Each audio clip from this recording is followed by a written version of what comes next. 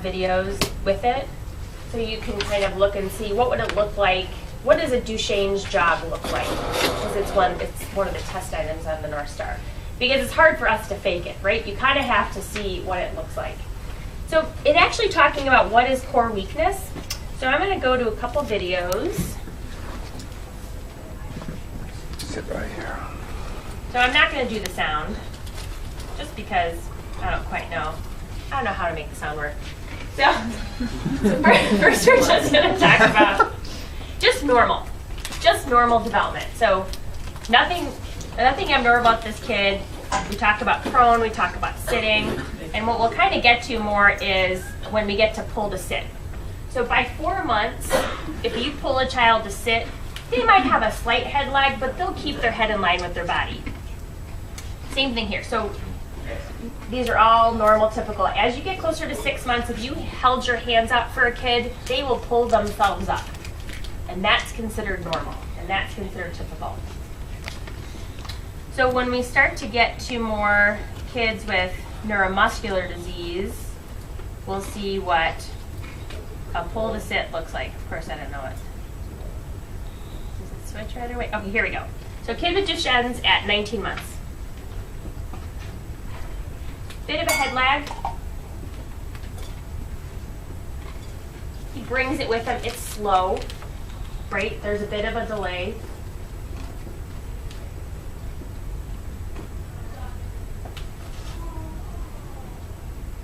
What was his compensation?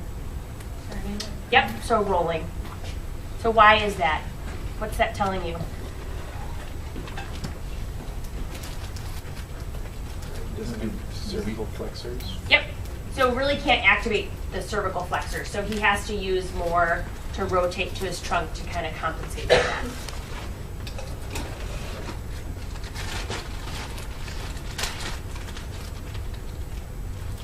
So what was his compensation?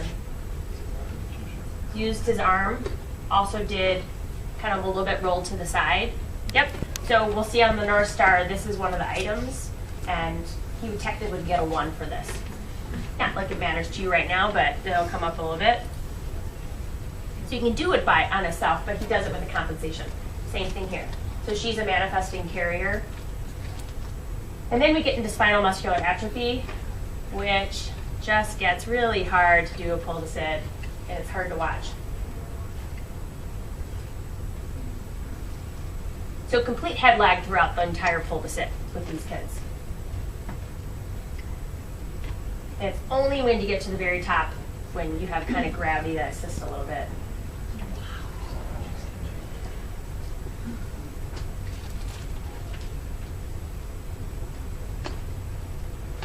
So she's using everything else. She's trying to use lower extremities. Can I do something? And then we get something where it's like there's really no chance she's going to help with her head at all. And it's really hard to see those kids. And then we start to get into the different type of neuromuscular diseases for that. So that's really core weakness when we start to look at that. It's something that I do with every kid I see, especially, I'd say every kid. I do it with newborn infants. I just change it. Instead of grabbing their hands, I might do at their shoulders or something. But it's for any kid that I have concerns with possible core weakness. And it's not saying I think they have a neuromuscular disease, but it's just one of the most common tools that PTs will do. Okay, so that's really what weakness looks like. So let's talk about a couple different things when we look at, let's go to running next. Why not? Natalie, I have a quick question. Oh, yeah. So we're talking about core weakness, but we did a bunch of head lag. So is core like axial, or, because I'm thinking like abdomen? Mm-hmm. So core weakness can, a couple ways to test it. So if you look back to our infant reflexes, what are some other ways that we could look at core weakness? So pull to sit is one of them. Prone suspension would be another one. If we hold them up underneath their arms, do they have a slip through or not? Okay. So those are just other kind of things. So we're looking at core weakness in kind of through the head. So an indicator would be through the head. Okay, but that's a good question. There's also, so I'll invite you to look at other videos. There's other videos that look at I didn't show this, of course, in the other lab, but what core weakness might look like as far as with a slip through. So when you go to pick a kid up, that there's really no resistance and the shoulders go all the way up to the ears. That's telling me they're not activating at all in their shoulder girdle. So that's another kind of sign of core weakness. That's a good question. Did I answer your question? So, sort of. Yeah, so is core, like when we think of core in a workout sense, we think of abs, but is core more the trunk?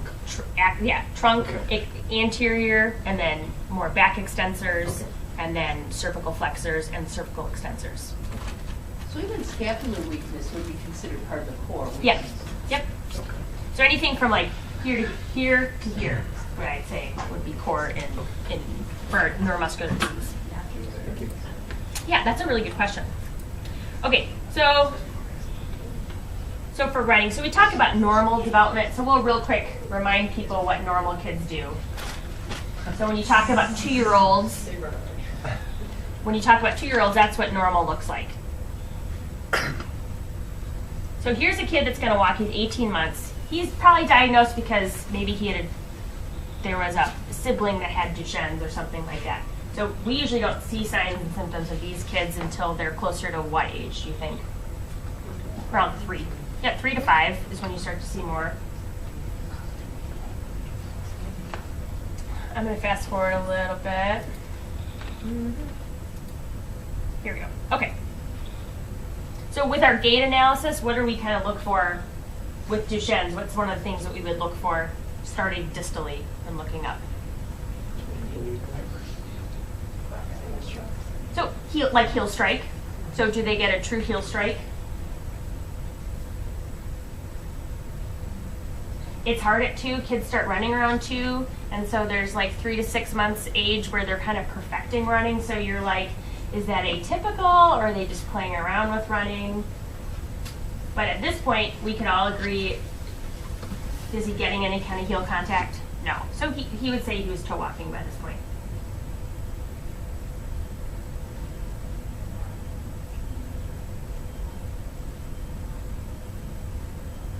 What stands out to you as he's walking?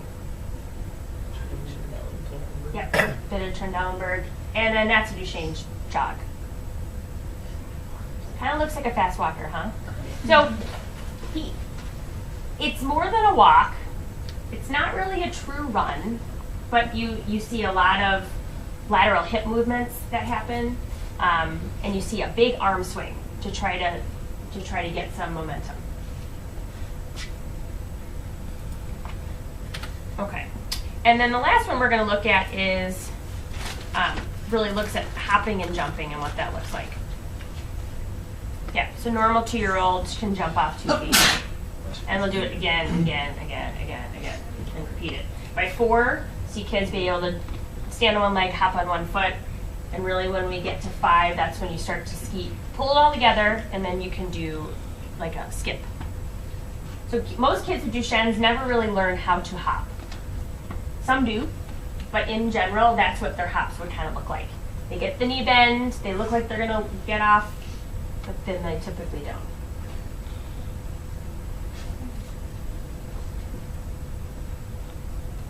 See, she does it again.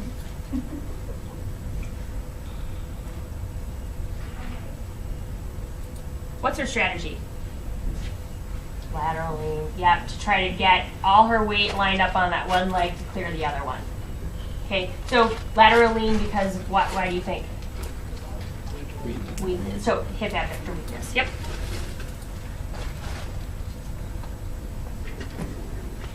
It's hard to time it. You're like, well, technically she's on one leg. So she just has a lot of other compensation strategies she's using. So that would be a 1. Are you looking at the sheet? Are you looking at the form? I mean, I did earlier. So Okay, then yes. That would be 1. Okay, so that's a jump. That's her attempt at jumping.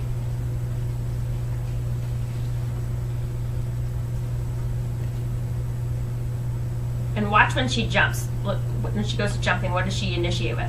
Shoulders. Shoulder flexion. Yep. So she's just trying to use anything she has to try to get some type of hopping. And then she's like, yeah, I don't want to do this anymore.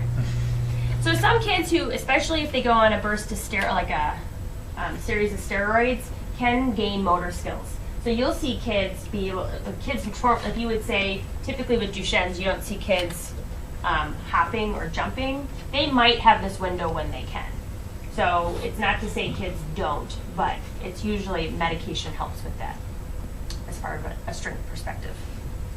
So this is a great website. Play around with it. There's a lot more videos on here. If you're interested, I thought that the stair climbing video was really interesting. If you're so inclined to see all the different ways that kids can stair climb. And it's not always reciprocal, and it's not always forward. Sometimes it looks different, and it's still considered functional. Okay, so any other questions about like the videos? Pretty self-explanatory, right? Watch them. Just for people to ask that, like further questions if you weren't really sure. Did Karen show the video of a Gowers in lab or lecture? Yes. Like using the Walking up the legs. No, okay. All right, so I'm going to break a faux pas and I'm going to do something I didn't do in the first lab. It's videotaped. That's right. We've always been your favorites. Right, I just want you guys to get more information. So, because I realized that we didn't actually, I thought some people had already watched the video, and I realized that maybe that wasn't the case. I think she did it with them last year, probably. You know, maybe that was it. We'll wait for it to turn on. Bum, bum, bum. Just flash. Okay. Can you sort of see that? Yeah. Sort of see it, sure. Okay. Thanks, Judy. All right, so this is the Gowers.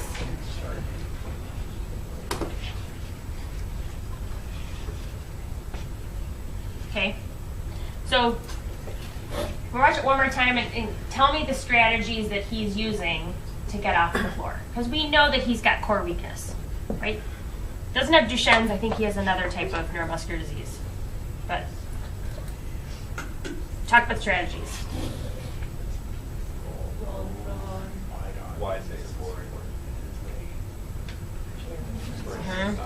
Do you notice how he kept his head low? Does that look familiar, that strategy that we used in spinal cord? Head hips. Yep. It's not just for spinal cord. Like a lot of it's a compensation to move his basis or move his center of mass back, right? And to kind of get his hips a little higher. So the idea is head drop so his hips can get back and high, and then he walks himself up. So where would you say that, like at what point would you say that is a strategy versus weakness in being unable to keep his head up in standing up? Ooh, that's a good point. I don't know if I could just by seeing that video. Okay. So maybe that would be something that you might just actually just test to see if maybe they have that control. Yep. Okay. So it works to his advantage though. Yeah. But yes, that could be it too. Okay. So we're gonna move on to now the Northstar. So if you didn't print off a copy, there are some copies in the back that you're welcome to grab. I'm going to give a quick intro on it. You could also just do it on your tablet. You don't need a physical copy, but if you'd like one, we will provide one for you.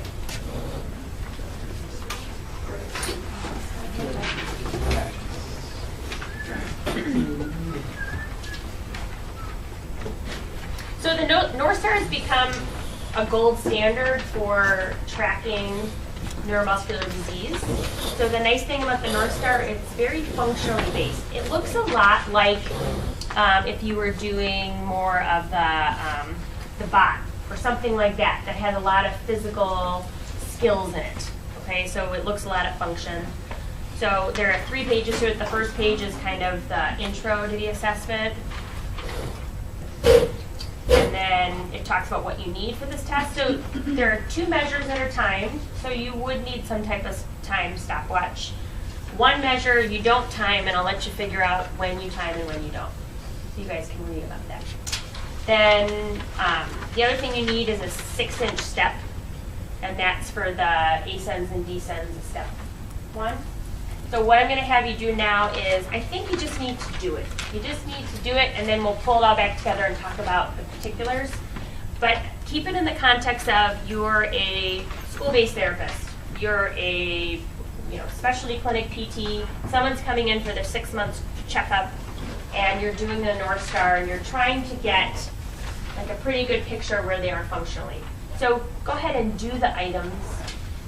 Take about 10 to 15. So going through, thanks Judy. So going through just the particular. So shoes on or shoes off? Shoes off. And socks too, right? It just says no shoes to be worn. If you're going to ask a kid to stand on one foot or run, I sure hope they don't have socks on. So it's a little dicey. I've seen too many kids that you're like, that was not my intention. And then they fall and then you feel bad. Okay. So I'm going to have some people come up and kind of walk and go through some things. I think the first two are self-explanatory. The question that I had from some people are, in order to get a 1 for standing, where it says some degree of compensation, what does some degree mean? Means they do something that's not typical, right? So it could be they could be up on their heels, or their hands could be behind their back, or they could be up on their toes, hands behind their back. They could have accentuated lumbar lordosis. They could have wide abduction. It doesn't matter. It's a compensation, so they score a 1. But that's something in your clinical decision and your writing that you might do about this. You talk about the compensation strategy that they do use. I think for walking, we're all good at picking up if someone's doing a heel-toe gait pattern, right? That's what you need to do to get a 2. If you don't do that, you don't get a 2. So that's how the scoring would work. So getting up from a chair. So someone want to just scoot their chair out and demonstrate. Thanks. So to get a 2, so get a 2, arms stay crossed, and they go to stand up. That would be a 2. What would be some compensations that are listed here that you might see? You can help them out because. Pushes up from chair. So push up from legs, push up from chair. Yep. And what does it look like? What would it look like for him to turn to prone? Does anyone picture what that might look like? Yep. Yep. That might be the compensation that you see.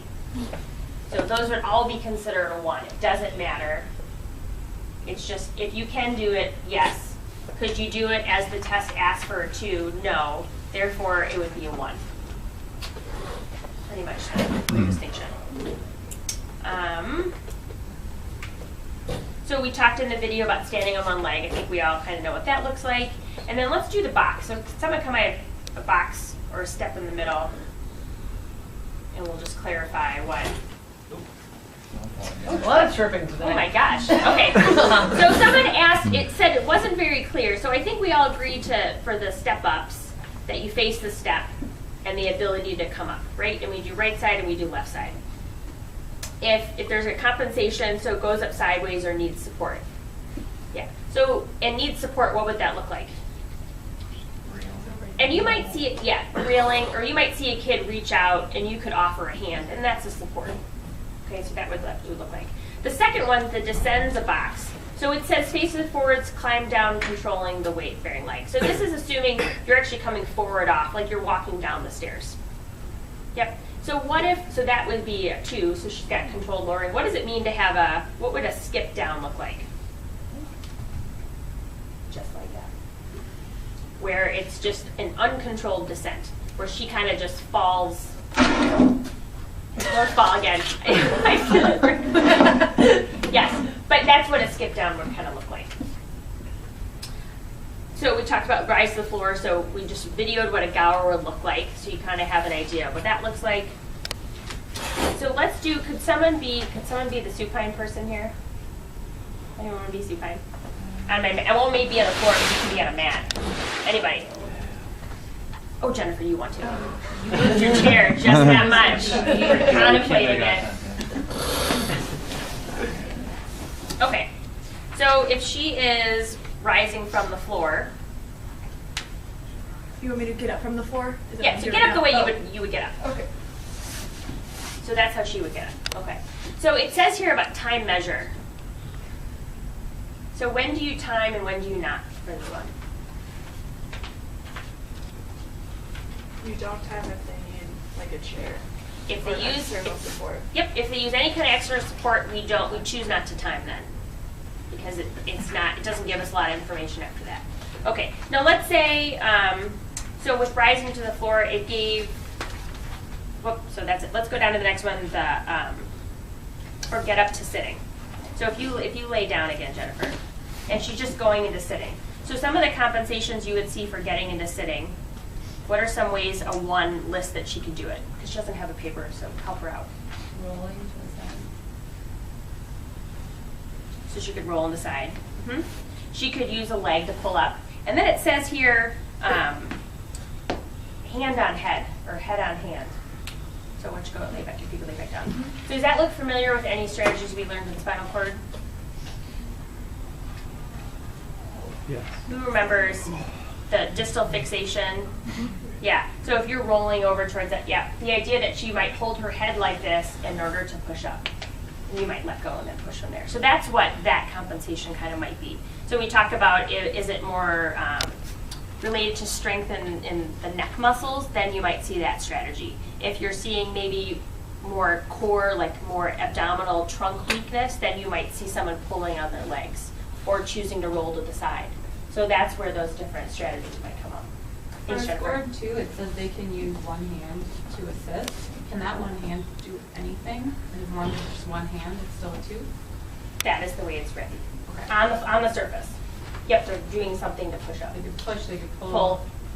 Doesn't specify. But if the head touches, or if the hand touches the head, then that's, but it's not pushing on the surface. Right. That's what I'm Yeah.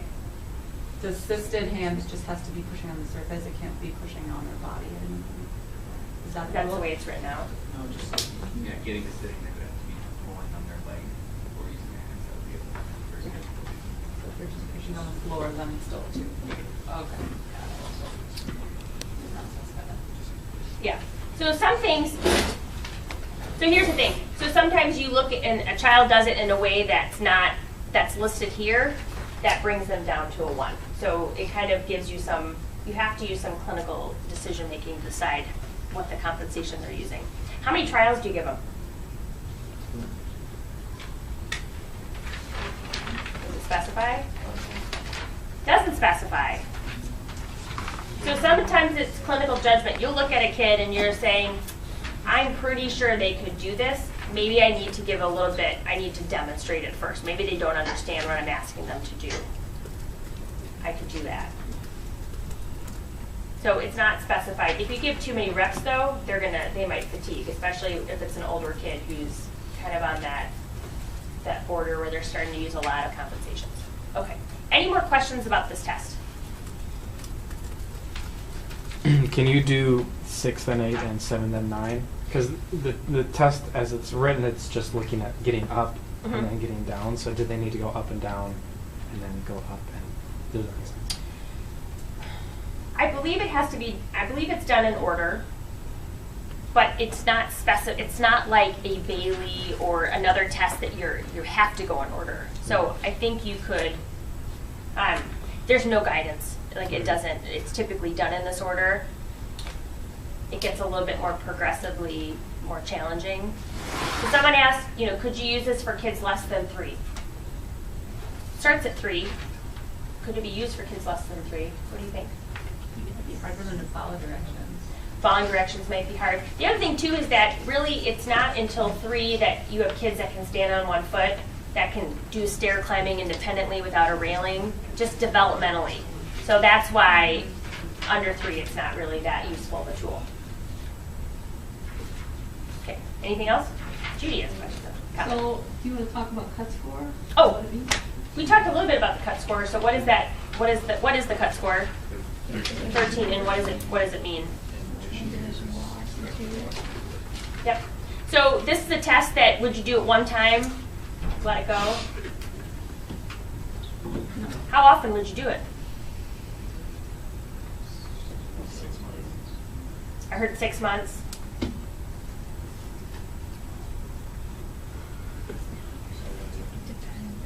It depends. What does it depend on? What progression of the Disease course. Yep.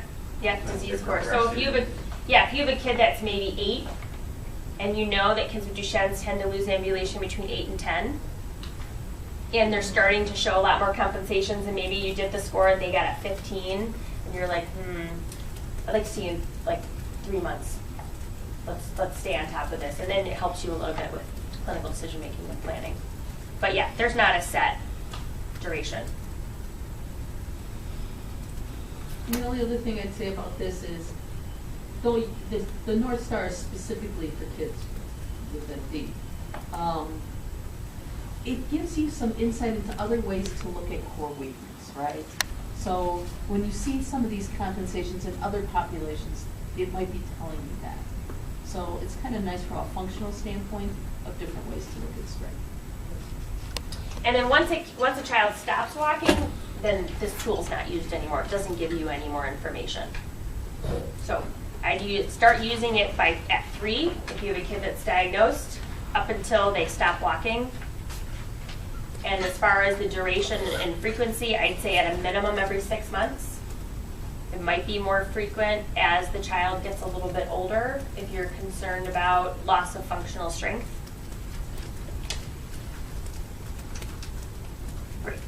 As a school-based therapist, you might choose to use this. As a specialty clinic therapist, you might choose to use this as your outcome measure.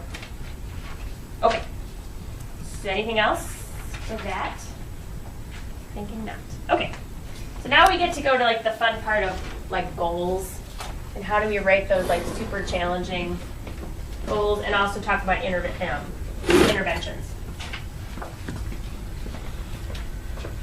So in general so PT interventions. Okay, so they're listed out here. So we can start with function. Probably the primary thing we're doing with these kids is keeping them walking as long as possible. So that is really the goal. And so we want to do things that help to support those things. So we know that one of the things that happens with kids with MD is that they lose plantar flexion range. And that's part of the disease process. What could we do to kind of help slow that down a little bit to maintain ambulation? I'm thinking more impairment level stuff.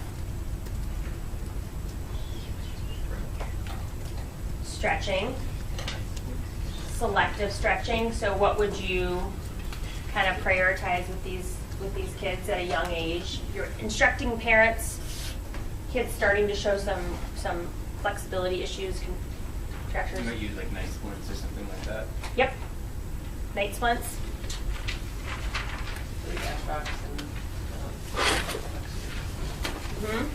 So sometimes it's a positioning program, so maybe they wear night splints, and when they watch TV, they watch TV on their stomach, so they can get that hip stretch that happens during the day. All right. So caregiver teaching. So this is a lot of education we'll do in the beginning. We kind of foreshadow the way kind of the, not impairments, but the problems that kids typically have and why we want to get parents on board with certain things and what can they handle to do. If they have 6 kids and this child has Duchenne's, and I can do night splints and I can do positioning, but I don't have time to do passive stretching. Okay, that's fine. Then what can you do? So to kind of give them the choice as well. So we talked about sort of stretching. So we identified hip flexors and plantar flexors. Also sometimes hip abductors get very tight, partly because they end walking with wide abduction, external rotation. So focusing too on hip stretches as well, besides just hip flexors. So orthoses. So we talked about resting night splints, that's considered an orthosy. But then also sometimes kids will get prescribed AFOs. Sometimes it's for positioning, like when they're in their wheelchairs. I don't know as far as with orthotics, with ambulation, at this point I don't feel like there's something that's prescribed because the weight comes into effect. And if you make them stand and walk with neutral ankles, you've taken away their one compensation to keep walking, which is going out on their toes and changing where their center of mass is. So there's that weight. Mostly I see kids in AFOs once they're in wheelchairs, and more for a standing program. Any comments on that? Okay. Exercise. So how do we decide exercise for this population? What do you guys remember from lecture? Or things that you just know, because you just know them? Kind of be careful not to overload like weak muscles and cause excessive muscle damage. Mm-hmm. Yep. Anyone want to add to that? So we don't want to overload muscles that we know are already weak. So more functional strengthening then versus targeted, isolated muscle strengthening. How about adding resistive training? Some research coming out on it, but So at this point, it's that kind of stay away from resistive exercises, more functional-based, activity-based exercises for these kids.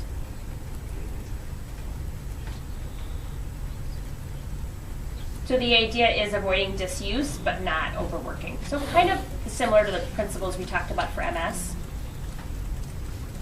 So submax. So an example might be like water, like doing any kind of water therapy, water exercise, swimming, general walking in the water, things like that would be like good choices. So adaptive equipment. So let's talk about, so kids starts losing a bit of ambulation, they can still walk, but they're falling. Do you give them a assistive device? What do you think?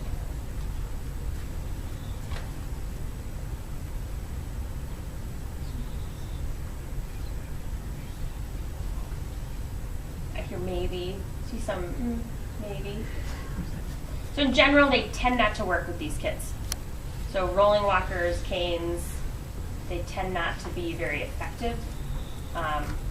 When kids start falling, it's not really because of balance. It's more because their compensation strategies, they've maxed them out. They can't get any more on their toes. They can't change their center of mass anymore. Their weakness is progressing to the point that they can't compensate anymore. And so typically, instead of assistive device, we go to some type of motorized mobility. So initially, it could be a scooter, but then really the choice would be a power chair. Not saying it's wrong to try like some type of wheeled walker, they're just not really very effective. Because also by the point that they're starting to lose walking, they tend to have more upper extremity involvement too. So you can't say, well, their core weakness, but their hands are, I could use shoulder strength, hand strength. By this point, they're kind of declining in all areas. So they don't have their upper extremities to really help or assist as you'd like. And then the energy conservation issues too. Anything else, Judy, I missed? All right. All right, so any questions about that stuff? Just big picture, because I know Karen touched it on lecture. Maybe a little bit, right? Okay. So now we get to kind of go on to goals, and we'll talk briefly about goals, because I will tell you, they are really hard to rate for this population. I struggle for kids that to rate functionally based goals, because I know that they're not going to get any stronger, and in fact, they decline. So it's really hard to predict, and so we want to stay based in function and not in impairments. So Karen had given some suggestions as far as PT goals. So these are really general. And the big thing is to really stay away from the word maintain. Okay? And that's and when you start writing goals, you're like, I know they're going to lose it. If they just kept it longer, wouldn't that be better? Yes, I agree. But we have to kind of stay away from maintain, because then that's not really necessarily a skilled therapy if you say maintain. So the idea is of preventing contractures in order to do what? Preventing contractures in order to, decrease pain or to maintain ambulation would be kind of something to look at. Maximizing strength to prevent disuse, atrophy, in order to maintain or in order to continue walking independently. Looking at function, looking at how to use adaptive equipment. Don't forget about respiratory, because these are kids that start to have respiratory failure when they start to lose ambulation. And so going back to those ventilatory compensation strategies we talked about, everyone remembers in the beginning of the year? Not really, right? You all remember, right? Yeah. Yeah. I think you will. And then keep in mind the expectation of the family. Not necessarily cystic cough, but ventilatory, like how do you get more voice output? That too. Well, they all go together, but yes. So, and then keeping the mind of the child and the family. So what's the family's expectations, and then how do you write goals around that? Okay, so we are gonna, so if everyone wants to pull up the Google Docs, there are pieces, and then we all get to like support them with how could we write goals better? Okay? We're all here to improve. No one knows how to do this. This isn't an 8. I'm still learning. Karen's still learning. Judy's still learning. You never I don't know everything about goals, so I can always learn things. So, first group, what are the highlights? What are the take-home messages for the case, the case, just the info we gave? So this kid is doing, he's a 3-year-old with Duchenne muscular dystrophy. He's doing pretty well right now.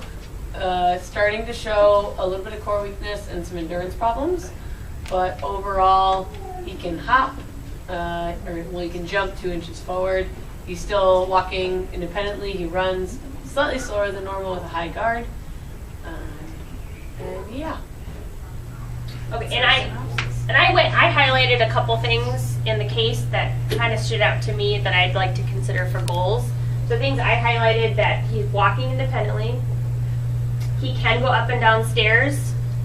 He uses a railing, so he's starting to use some compensations, and then he starts reciprocal and then goes to a step 2 pattern. So towards the end of the 10 stairs or whatever we had him do, he starts to show a little bit of weakness.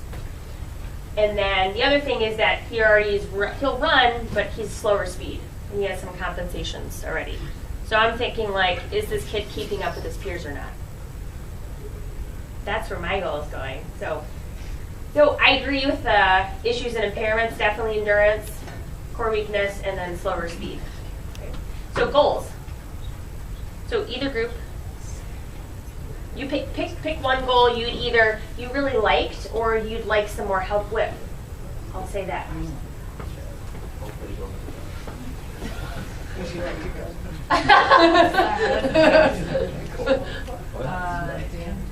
Dan. Okay, we'll take the third goal listed.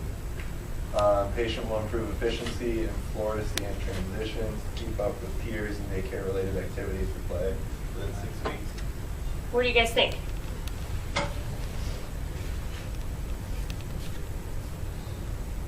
So it's functional. It's functional. The measurable part, I'm just curious about improve efficiency. So is that time? Is that technique? We were thinking time, and then based on any progression or regression that we see in their ability, we might teach a different technique. Okay. That would make it quicker and more accessible for the child. Okay. Limit the fatigue that he gets. Whatever strategy he's using, try to make it as efficient as possible so he's conserving energy. Okay. One of the things that Dr. Wayne kind of told us about this was kind of leave it, not being so specific with the strategy, so that you can have some leeway to either refine what they're using, or if you need to do more compensatory strategies, you can do that too. Great. And then underneath that goal, you could have treatment goals to support that. So maybe that's, it could be something to do with the range of motion. So you can go on impairment goals when you get to those more treatment specific goals. But we're just talking bigger goals, and I think that's a great goal. It's very functional. All right, other group, what's one goal? So we had caregivers, including daycare. Well, this was a dual. Caregivers includes daycare. Goal. Yep. So caregivers, including daycare, will be independent in administering a stretching program to prevent contractures and further disability. So it's a caregiver-related goal, which For a 3-year-old. for a 3-year-old, what do you guys think? Who's got an opinion? Everyone has an opinion. Whether or not you want to share it is the issue.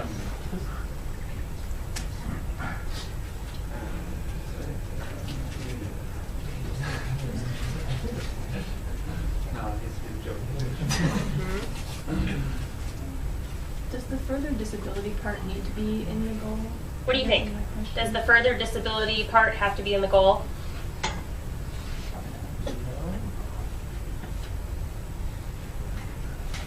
So I could say, I think maybe rephrasing it to say to not maintain, to continue ambulation, to continue independent ambulation might be a different way to say than disability. It's a little bit more specific. Yep.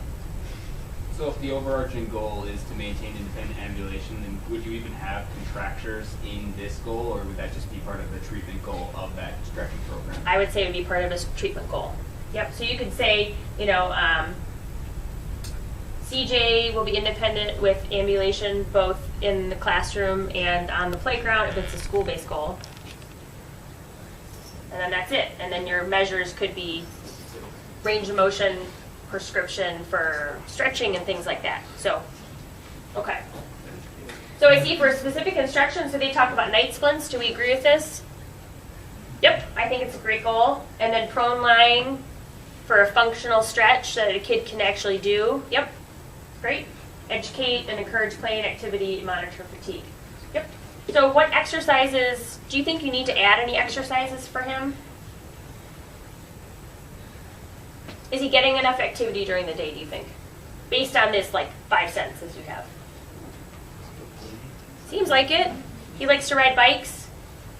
He's, you know, running around with his cousins. Yep, sounds like he's getting enough activity and he's got enough endurance to kind of get through his day. So I don't think he necessarily needs to add any more.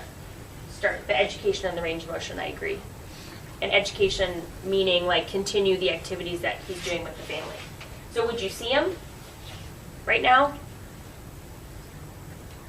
I hear a no. Who would say yes? I think maybe while you're working on that medicine, you're getting that stretching positioning program, making sure that they're fully independent and compliant with that. So rule of thumb, if you're doing like a home exercise program in education, maybe 2 to 3 visits. If you're doing equipment, ordering, management, 2 to 3 visits. If you're actively intervening, like you're trying to like problem solve that with the family, you might see them more frequently. That's big picture rule of thumb. It depends on the family. Okay, should we move on to the next one? Maybe. Okay, so case 2. The collaborative group in the back. What would you like to say about your case? Sam is an 8-year-old male with Duchenne muscular dystrophy.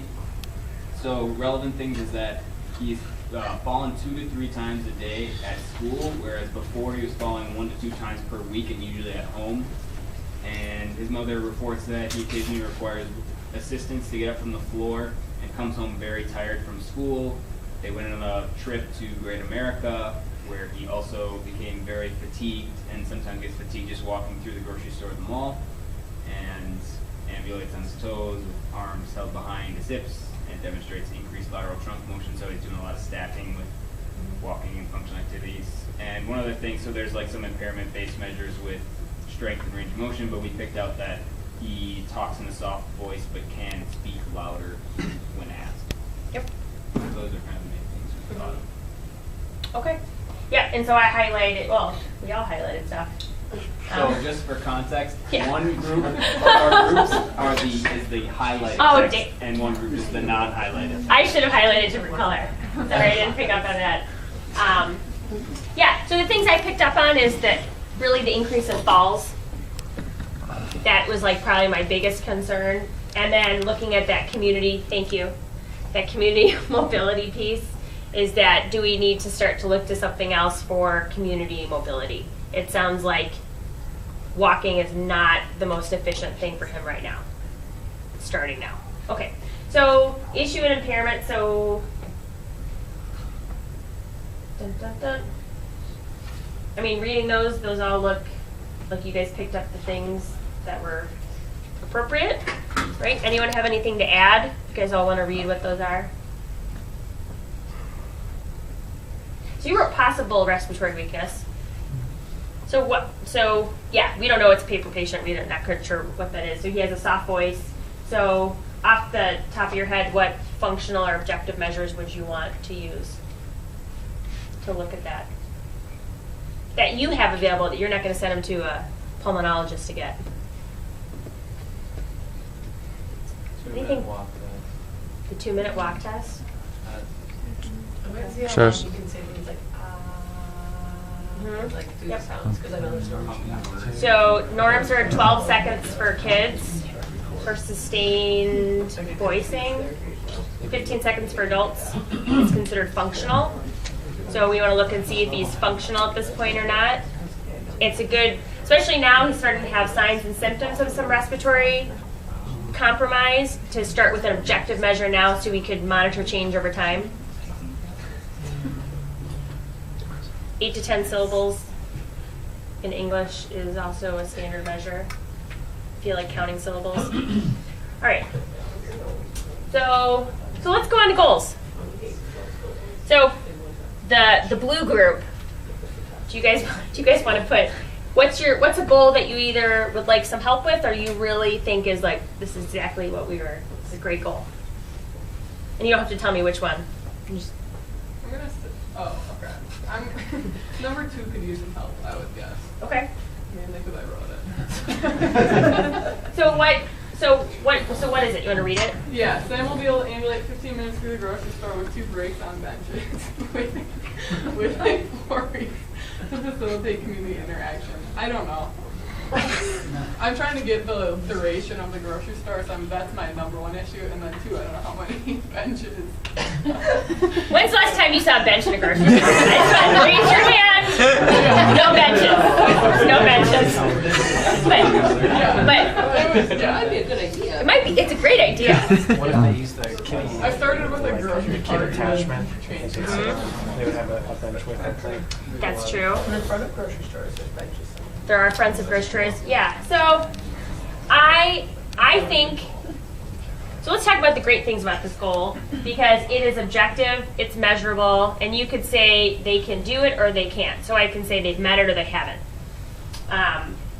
It's probably not very functional in the sense that, unless you know what grocery store they go to, or you can talk to the parents about it, it's a little bit, it might be like too specific. Because our overall goal, what's our overall functional goal for him? Continue to ambulate, right. And it might be at this point that community mobility is unrealistic. So I don't know if, unless there's some disuse, which is a potential, so like maybe he's been self-limiting, although when I hear he's going to Great America and walking all day, I think he's getting a lot of activity. He is physically exhausted when he gets home. He has no room for anything else. So at this point, I might focus mobility, and this is me, Judy might have a different opinion. I might focus my mobility as household and school, classroom mobility, that he's independent with walking in for short distances. For a community type mobility, I'm thinking at this point, in order for him to participate in grocery shopping, he's going to need something besides walking. So do we start the conversation about a power chair? Yes? Or no? Yeah, I think at this point it's talking about community mobility and having some type of assistance with it.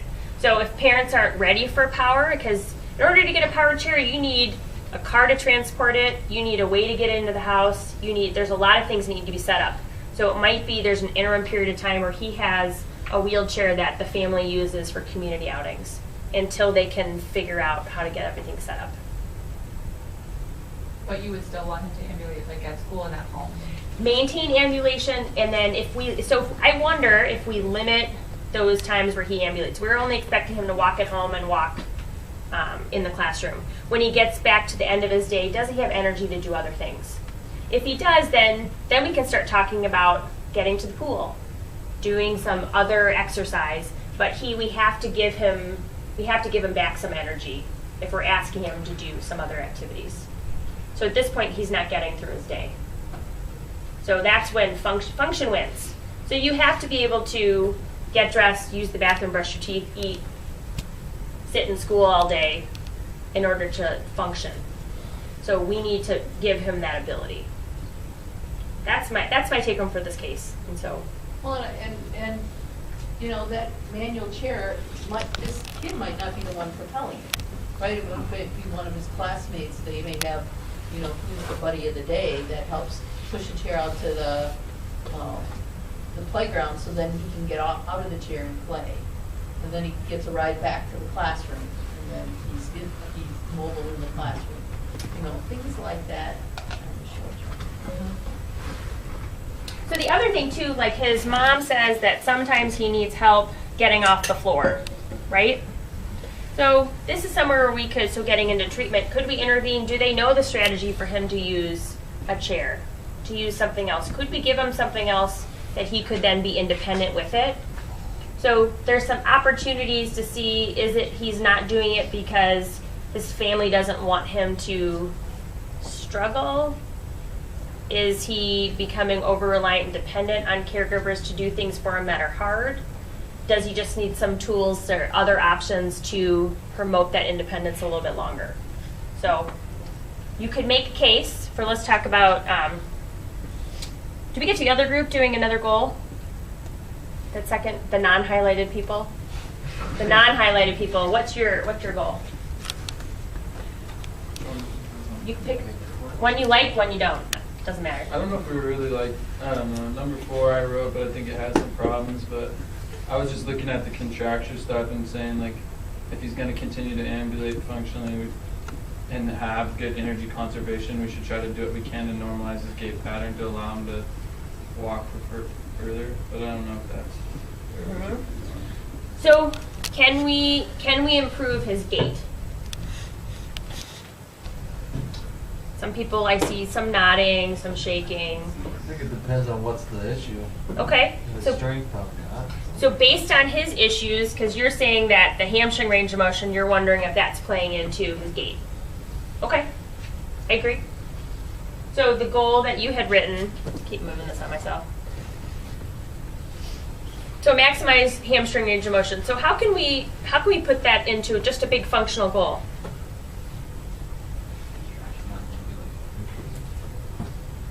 You could just say like maximize ambulation, and then that becomes part of your treatment, like more functional base, but that would be part of your treatment goal then. Yep.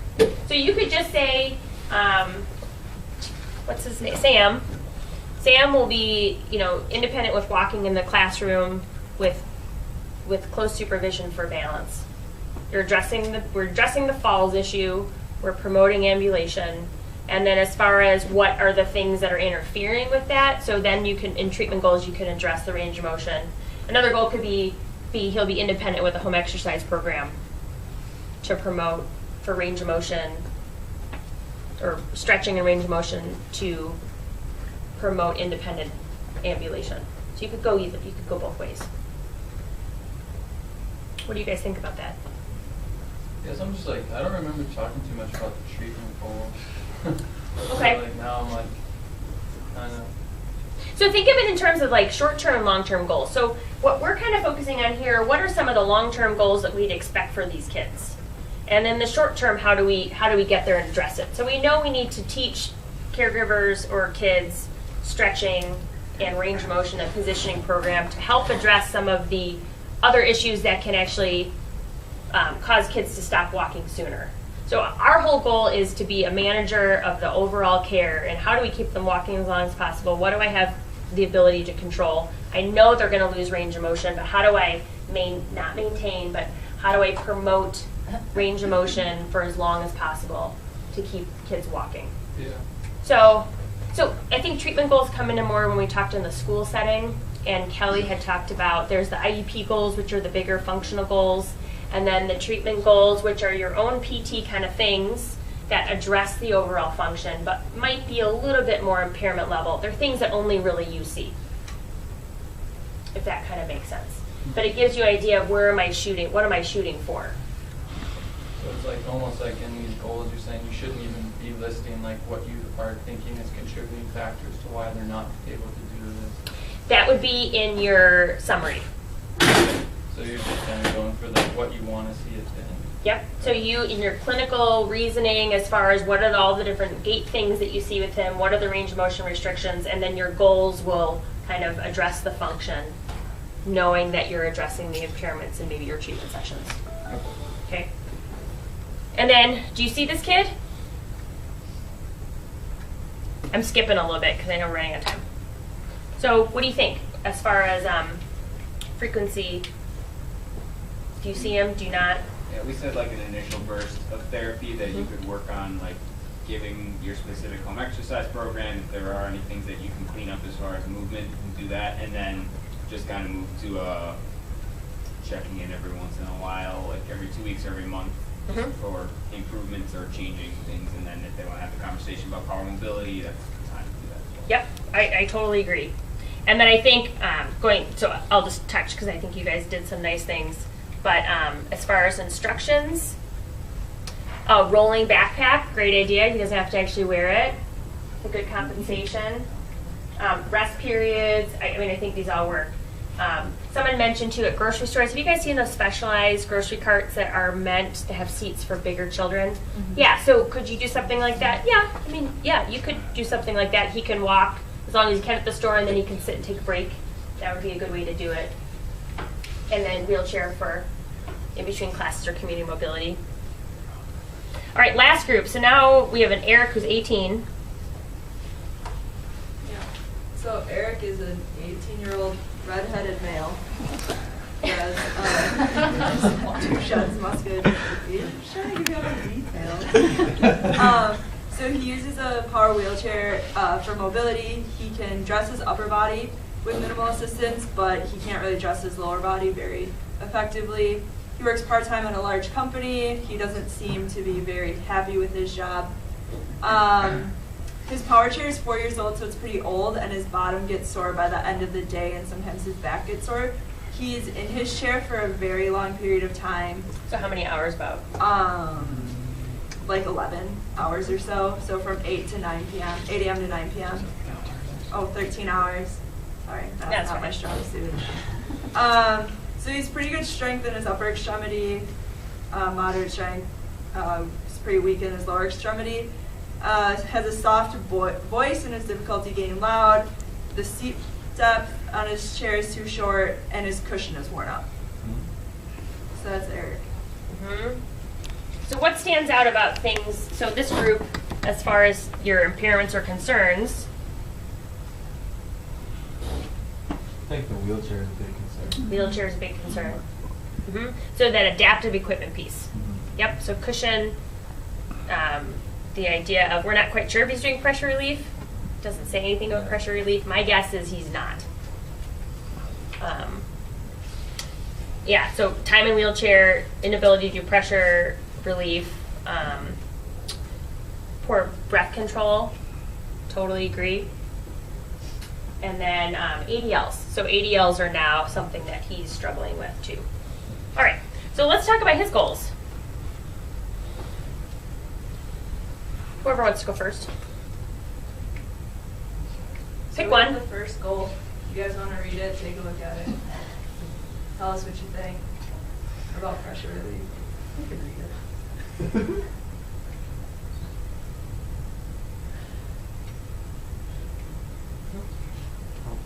So we talked about him having strategies to be independent with pressure relief, perform throughout the day, and then sustain for 10 seconds. It's really 30. Isn't that the, defer to Judy. Every 30 That minutes. was a slip of the finger. 30 seconds every 30 minutes. Every 30 minutes for 30 seconds. seconds. And then 60 seconds for an hour. Yeah, so I guess if you do more frequently, then you can just do 10 seconds. So big picture, he needs a new chair. He's not quite at the 5-year mark, right? So your ideal chair for him would have what ability? It would have maybe some type of pressure relief, right? Because this isn't, his pressure relief is not, it's going to be a continued issue, right? He also needs probably a new cushion. He also needs more seat depth. So there's some other things that he needs. So right now, if we don't have a chair that does that, what pressure relief could he do? What are the strategies? What do you guys know? Is he doing, yeah? Weight shift laterally, weight shift forward. Anyone concerned that he might not be able to get back up? If he goes to lean all the way to the side to a pressure relief? Does he have the core strength to actually come back up? I don't know. He's just a paper patient. But that's something, so I feel like we need to figure out if that's something he can do long-term. It's not something that he's going to be able to sustain, right? So some type of pressure relief. What about the other group? So, should I do the third one? Maybe How the about- second How one. about the second one? Yeah. Eric will prevent disuse atrophy by participating in upper extremity ADLs. And I had a quick question about this. In terms of setting time-bound goals, how do we choose a time? Because this is something that we want Eric to continue to do. So do we say 2 weeks because that's how long we're expecting to see him? Or, you know what I'm trying to ask? Well, let's talk first about the goal. Does everyone agree that we should probably have a goal related to ADLs? I'm gonna be honest, I don't think I have a ton of knowledge to add about a dressing goal. I would have to consult my OT colleagues. Let's say I'm the only one seeing this kid. Okay, I would have to get some realistic, I need some assistance to figure out a goal for him. So you're saying to prevent disuse atrophy because he's participating in ADLs. What do you guys think? I like that it's functional. It's functional. So what does ADLs include? Eating. For upper extremities? So dressing, feeding, toothbrushing, just overall hygiene. There's a lot in ADLs. I guess my question with this goal is the outcome you want that they don't get disuse atrophy? That's your big final, or is your outcome that you want them to continue to do ADLs? What is your focus? Because those are really different. Any thoughts? It's almost like you need a list. Kind of like So you that need the flips. main portion of it should be in order to continue participating in ADLs, and then you would have your treatment goals underneath that. But Yep. I don't know. No, I agree. Right in. Yep, I agree. And I'd probably put in there with appropriate assistive devices, because he's probably going to need some type of assistive device with it. Any other thoughts on that?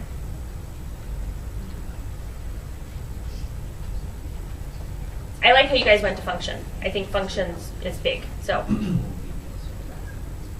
as far as home exercise program and education, what do you guys think? So they have so far pressure relief, education, positioning for improved respiratory function. Oh, thank you for putting the strategies in. That was so nice. I appreciate that. Could you position him in a way to maximize his use of respiratory muscles to help with ventilation? Yeah, awesome. Okay, and would you see him? Would you see him? You'd see him? Especially if we're using a new chair. Yep, new chair. So 2 to 3 visits at a minimum for a new chair. Maybe a lot of education for, and then the other piece too, like his family's not coming home in time. So do we work on advocating for himself? So this is a kid who says, what do you need during the day, and how do we find it? So he's been relying on his family for a long period of time. Is there a way that we can get him to figure out how he gets what he needs? So that might be a lot of education there with that. So for the last 15 minutes, so we've got the last 5 cases. It's the same case. It's just, so same case, same kid throughout the lifespan, and like how does PT look a little differently as kids move along? So the first one, I'll have the first group just give a quick little intro. So we looked at Nelson in kindergarten, basically, and we'll get there with the whole IEP if you remember back to the school presentation or school PT presentation. But a kindergarten screen is a general screen looking at colors. You want me to say? Yeah, I do. Yeah. So a kindergarten screen is not universally done anymore. So any kid that's coming into kindergarten, usually over the summer, they meet for 10 to 15 minutes with a kindergarten teacher, and they do a real quick assessment. They'll try to look at attention and literacy and numbers and colors and getting an idea of some class placement. Okay. I will say just set them up. So if a teacher says, because this kid does not have an IEP, he's not being evaluated, he's there for just a kindergarten screen, like every other kindergartner would be coming in for. If a teacher asks, could you look at this kid, what would your answer be? No. No, will not look at just this kid, because I am not being asked to evaluate. I am not allowed to actually weigh in yet. However, what could you do? So I wouldn't, so if you went and watched this kid move, right there, I wouldn't even go there. You could So- look at all of the kids. You could look at every single kindergartner that's coming in for a screen Or you and could- screen them. If the teacher told you about what was going on and they were able to use terms that led you to believe the child was doing a Gowers maneuver, then you could recommend through the teacher to the parents that the child goes with a pediatrician. In a back alley. Slip them a five or two. So we run it, so as school, so this is a school-based scenario. There's specific rules for school-based therapists. If you'd like to go back and look at the school-based lectures that Kelly gave, and she did a great job. But this is one of those cases where you could give the teacher some input as far as the things that you would recommend to a parent. And the phrasing I would probably use is having the teacher say, you know, I've seen a lot of kids in kindergarten. He seems to get off the floor in a different way. I could be wrong, but I think it's a good idea to make sure he has a checkup with his pediatrician so he's ready for school.